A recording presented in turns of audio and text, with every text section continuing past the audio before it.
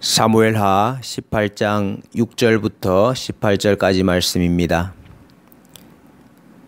이에 백성이 이스라엘을 치러 들로 나가서 에브라임 수풀에서 싸우더니 거기서 이스라엘 백성이 다윗의 부하들에게 패하매 그날 그곳에서 전사자가 많아 2만 명에 이르렀고 그 땅에서 사면으로 퍼져 싸웠으므로 그날의 수풀에서 죽은 자가 칼에 죽은 자보다 많았더라. 압살롬이 다윗의 부하들과 마주치니라.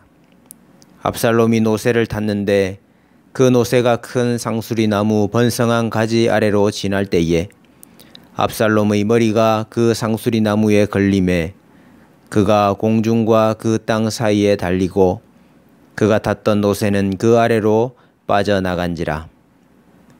17절 말씀입니다.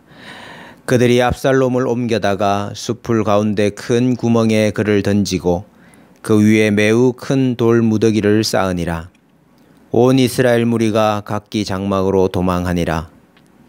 압살롬이 살았을 때에 자기를 위하여 한 비석을 마련하여 세웠으니 이는 그가 자기 이름을 전할 아들이 내게 없다고 말하였음이더라. 그러므로 자기 이름을 기념하여 그 비석에 이름을 붙였으니 그 비석이 왕의 골짜기에 있고 이제까지 그것을 압살롬의 기념비라 일컫더라. 아멘. 이스라엘의 왕은 하나님의 백성들에게 하나님의 다스림을 구현하는 자입니다. 왕이 하나님 앞에서 겸손하게 하나님을 의지하면, 다시 말하면 스스로 재판하려 하지 아니하고 재판권이 하나님께 있음을 인정하고 하나님의 율법을 잘 시행하면 백성들이 평안하고 나라가 강하며 이방에게까지 햇새들을 미치게 됩니다. 그러나 왕이 이 일에 실패하면 그것이 왕의 실패로 끝나지 아니하고 백성들의 실패로 이어지게 됩니다. 왜냐하면 왕이 언약의 중보자이고 대표자이기 때문입니다. 선지자가 하나님께 받아서 말하지 아니하고 자기 꿈을 말하고 자기 마음에 있는 것을 말하면 그 선지자 개인의 실패로 끝나지 아니하고 그것이 온 백성에게 미치게 되지요. 제사장이 거룩을 지키지 않아서 그가 드리는 제사를 하나님이 받지 않으시면 그것이 단지 제사장의 실패로 끝나지 않고 온 백성들의 제사의 실패로 이어지게 되는 것입니다.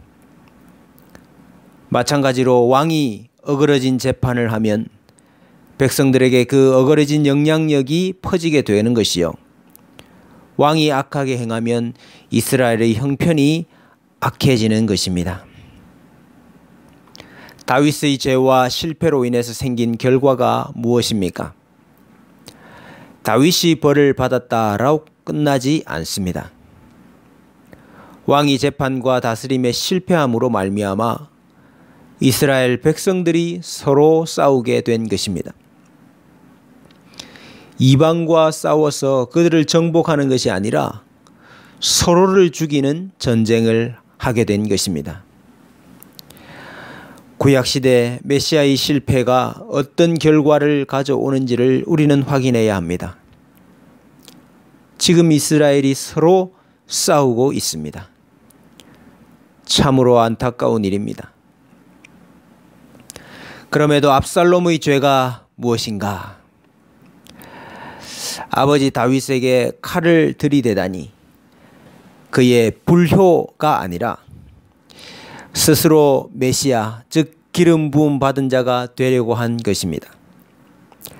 스스로 이스라엘을 재판하는 자가 되려고 했고 하나님이 세우신 메시아를 대적했던 것입니다.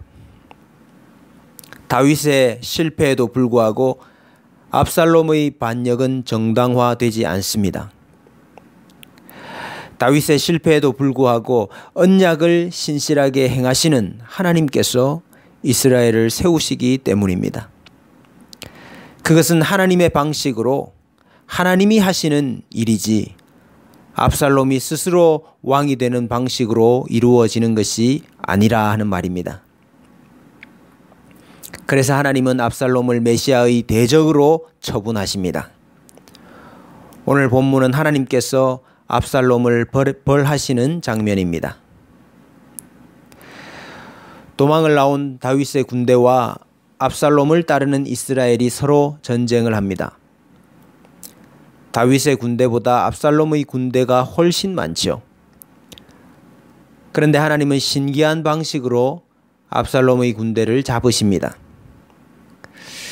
그들이 에브라임 수풀에서 전투를 하는데 8절 말씀에 그날에 수풀에서 죽은 자가 칼에 죽은 자보다 많았더라고 말하고 있습니다.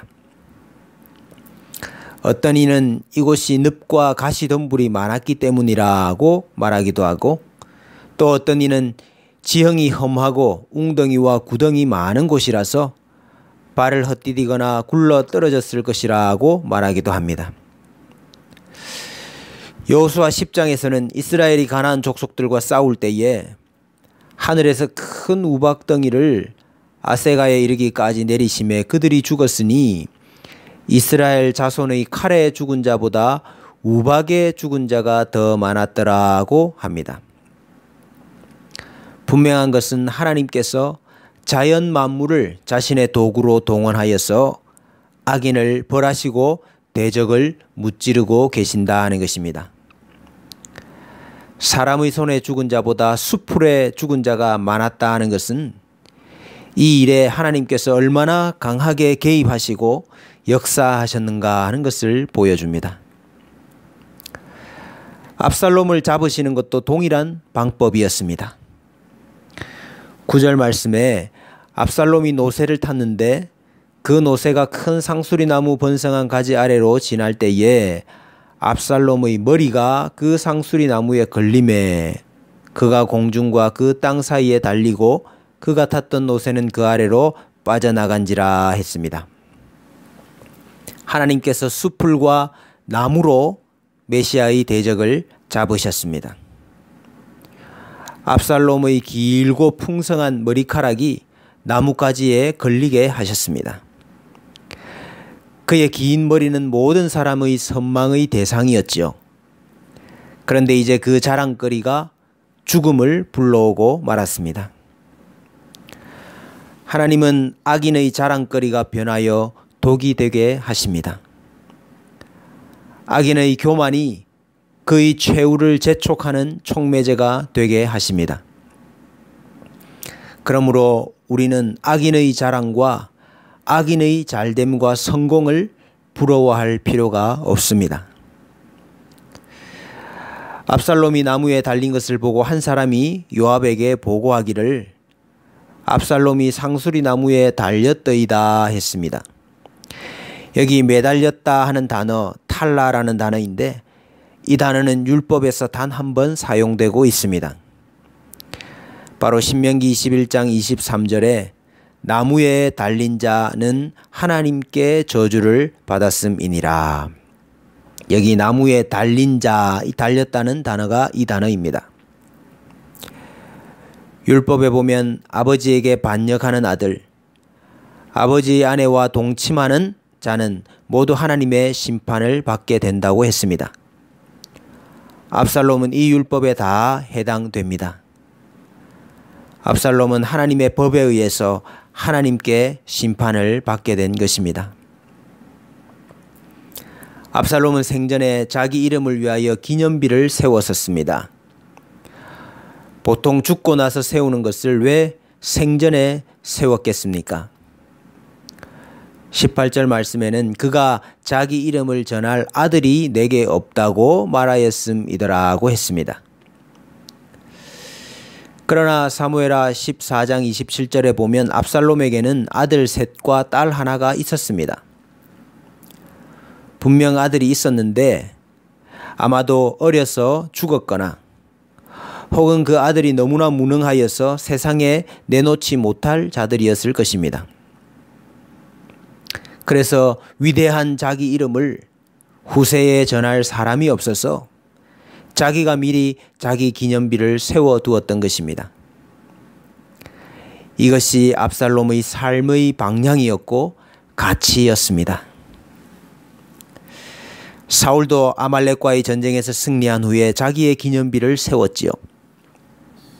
자신의 기념비를 세운다고 높아지는 것이 아니었습니다. 스스로의 이름을 내려고 했던 그의 교만이 세상에서 그의 씨가 멸절하는 결과를 낳고 말았습니다. 압살롬의 최후는 예수 그리스도를 메시아로 섬기지 않는 모든 사람들의 최후입니다. 자신의 머리털을 자랑거리로 삼고 나의 기념비를 세우기 위해서 살아가는 모든 자들의 최후입니다. 내 인생을 통해서 그리스도의 이름이 드러나지 아니하고 나의 이름이 드러나기를 원하는 모든 자들의 최후인 것입니다. 교만한 자들의 자랑을 부러워하지 말고 하나님 앞에서 그리고 사람 앞에서 스스로 높이는 것이 없는지를 늘 살피며 내 뜻과 내 이름과 내 자랑을 버리고 예수님께만 순종하며 복종하는 삶을 살아야 하겠습니다. 오직 삼위 하나님의 영광을 높이고 찬양하는 인생이 되십시다.